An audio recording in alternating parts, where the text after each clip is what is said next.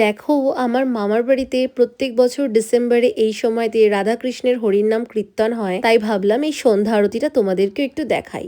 আর এটা হচ্ছে রাধাকৃষ্ণের মন্দির। এখানে অষ্টধাতুর রাধাকৃষ্ণ আর গৌরনিতাই আছে। আর আমি তো বৃন্দাবন কখনোই যাইনি, সবার মুখে যতটুকু শুনেছি, এই যখন সন্ধ্যা আরতি হয় না, এই সময়টা না, মানে আমি জানি না বৃন্দাবন কেমন, কিন্তু মনে হয় কি সত্যিই যেন বৃন্দাবনে এসে গেছি। দেখো তোমরা।